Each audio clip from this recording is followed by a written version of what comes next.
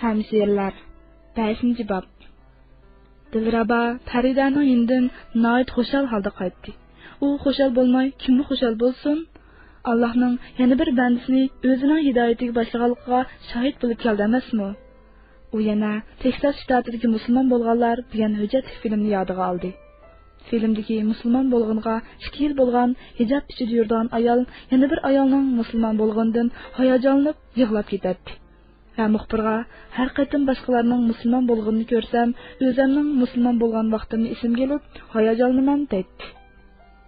Dilrabamu har qatim boshqalarning islomni yangidan tushunganligi yoki yangidan o'rnib farzlarga to'liq amal qilmoqchi bo'lganini ko'rsa, o'zining islomni tushungan vaqtlarini yodiga oladi.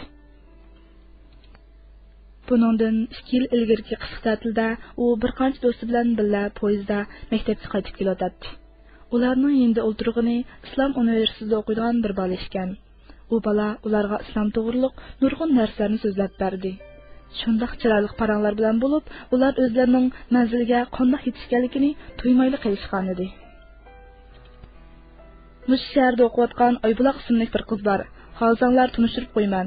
Islomni nihoyat yaxshi tushungan, chiroyli o'rnib yurgan qiz. Deganida u bola parang arsida. Dilrabaning nazarida o'rnish faqat uyda o'ltirgan bekorchi xotinlarning yoki mollamning qizlarining ishi edi.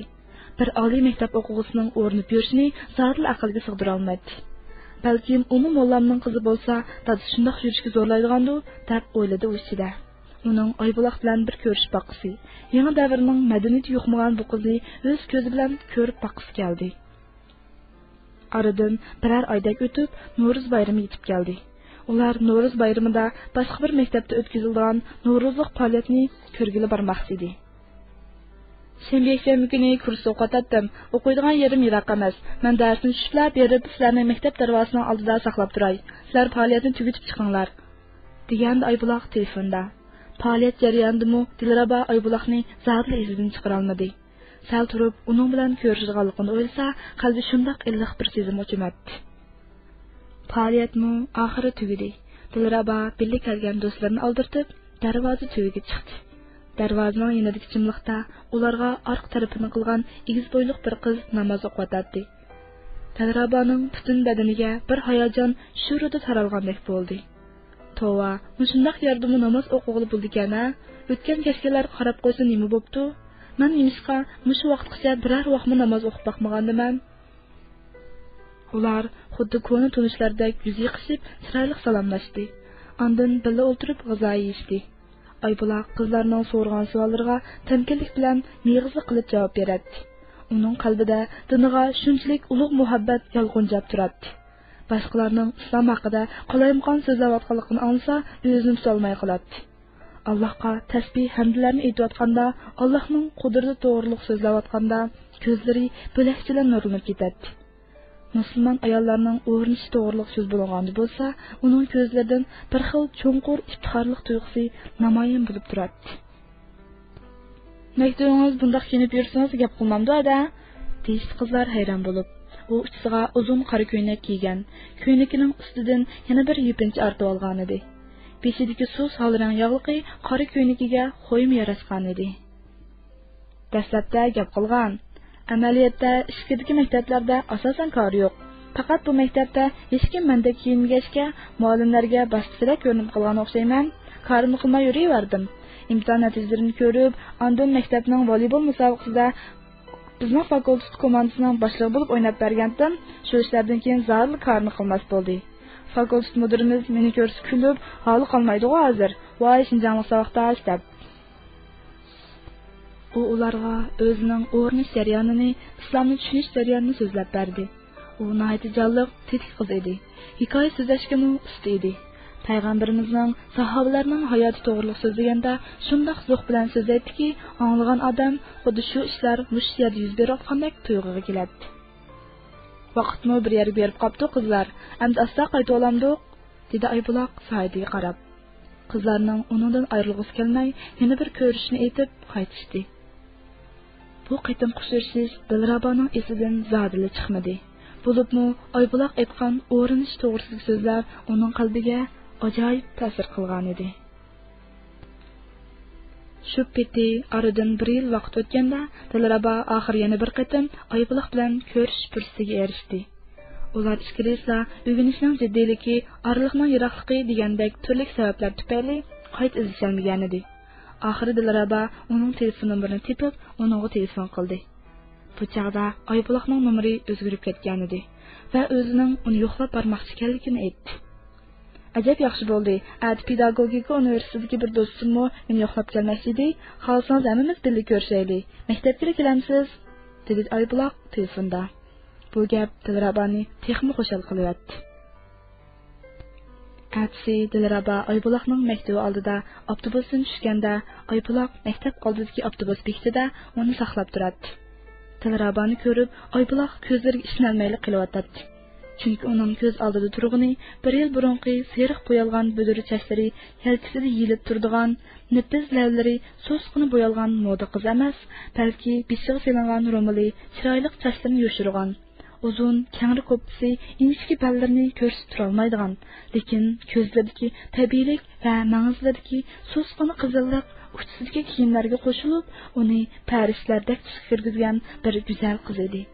Oybuloqning ko'zlariga ixtiyorsizla yosh bo'lashdi. U Dilraboning oldiga keldi va uni ching'ida quchoqladi. Hayal Shimayla pedagogika universitetidagi qiz Ruqiyami keldi. U Oybuloqning yurtliq bo'lib, umi Oybuloqdek chiroyli o'rnagan qiz ekan. Ruqiya adam mening hadamning savoqchisi edi. Men Bejon kelgandan buyon ko'p ishlarimga yordam qilgan. Bu hadamning o'qishi bek yaxshi. Maktab bo'yicha Ruqiya desa tonimaydigan odam yo'q. Muallimlarmi bizga bek maqtab beradi. Deb tunishtirdi Oybuloq dasturxon silib choy qo'yg'ach.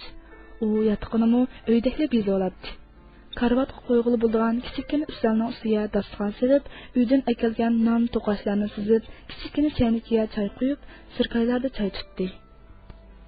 Ajab uyga berib qolgandek bo'lib qoldim ya, dedi Dilrabo do'rliq solgan mezlik choydan o'tlag'ash. Amsa, mush yerni uyim deb bilib, har haftada kelib turing. Tex tomoqni etib bermas al turib. Rasma, qandoq etsiz? Yotoqdim tomoq etib bo'lamdi? Tomoq etishni o'tosidu, lekin men bir to'qli qozon ilib olgandim Ramazonda. Shu qozonda ancha-muncha tomoq qilib qo'yman. Yotoqliklarga etib bersam, da xushal bo'lib ketadi. Mush xanzo tomoq etib berdim qilyapsiz-da, dedi tumshuqni so'zib. Rasululloh xo'shniga yaxshi muomala qilishni iymonning jumlasidan sanagan emasmi? Mayli musulmon bo'lsin, bo'lmasin, xo'shniga yaxshilik qilish musulmonning burchi, axloqi. Alloh buning ajr berdi. Ularni meni bek hurmat qildi. Namoz o'qiyman desam, jimmida o'tirib turdi. Bir-biri bilan ullikrakmi gap qilishmaydi. Yotoqda qilayotgan narsalarni yemaydi. Men buncha qilsam nima bo'pti? Dilrabo qoyil bo'lgandek beshini lanshdi. Ruqiya Oybuloqqa masjid kelgandek kulguncha qarab o'ldiradi. Ukam, sizlar paranglar, men tomoq qilib beray, dedi Ruqiya. Bo'ldi ada, men hamma tayyor qilib qo'ygan. Polo itay deb so'q sam tayyor qilib qo'ydim. Sabzini to'g'rab qo'ydim. Shug'unsa go'sht yo'q. Bugun tuxum bosgan polo yeb turinglar. Behi yo'q, shunga olma bosman. Yeb baxmoq deyman-a, bu narni hadam degini olgan. Ish qilib qolayotgan narsalarni yebsamsaqla, halol bo'lsa, zag'ir bo'lsin tetiyordi ada, dedi Dilrabo kulib. Voy appaxon, meni bizga harom narsa berandikin deb qo'rqyapsizmi deyman-a? Xotirjam bo'ling, pulni o'zim kutubxona ishlab topgan. Savzi bilan guruch ololdi endi. Yog'ini bek tanlab oldim. Shun qo'rqmay yavring. Ya ada, nima deydigansiz? Bunda xil deb qo'ydim-ku endi. Bu qiz shundoq chaqchaqalashtirib gap qildi, jiddiylashmang, dedi Ruqiya kulib. Yana bir maktabda bir hadis bor ekan, otgan deb. U qiz bilan paranglashsa texi, bilmaganlar, voy bular ajoyib gap qilishgan-ku deb hayron qoldi ekan. Amroq odamlarga shundoq, xo'sh yo'q odamlarga bek tafsil gap qilib ketdi. Nadigini, undaq shu hada tafsil deb ketsa texi. Oybuloqning qo'li ishli bo'lsa-mu, og'zi gapdan to'xtab qolmaydi. U to'xtamay o'zining maktabda ko'rganlari, uningdan his qilganlari to'g'risida so'zlab turardi. Harasada o'tgan deyishgan ish qanday bo'ldi? deb so'rdi u ko'rishni dumlab kelib o'ltirib Ruqiyadan. O'ylab ko'rsam, yana shubha qilib qoldim. Shunga undaq pulni topmayli qo'yay dedim. Ha, bo'pti. Alloh rahmat qilsin ada.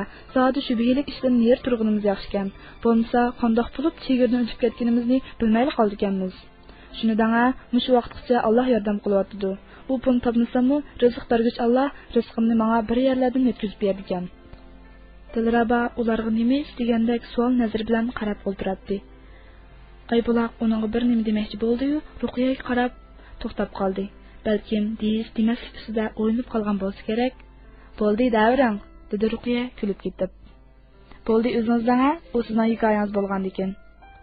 Mayli amsa, Ruqiya birdan turib olgandan keyin hikoyasini boshladi. Biz uyda 7 bola, men bolaning kichigi edim. Ota-onam yashnab qolgan edi. Aka-ochilarim maktabda tuzuk o'qimay, ota-onamga jiq jafosini yutib, ularning hammasini degudek kichik maktabdan chiqarib olgan. Ta hozirgacha shularning jafosini tortib bo'lmayotdi. Men bo'lsam, bu maktabda yaxshiroq o'qib ekanman, chiqimni tejayman debla pedagogika universitetini tanlagan edim. Lekin men oliy maktab o'tishimga ular ikkalasining salomatlik yaxshi bo'lmadi. Mening maktabda o'qishimga hech qanday iqtisodiy jihatdan yordam qilolmaydi. Shunga men maktabda o'qitmaslikni o'ylashdi. Meni qanday qilib bo'lmasin o'qishni tugatib olgan bor edi. Shunga ulardan hech qanday pul olmay o'zim o'qish qaroriga keldim.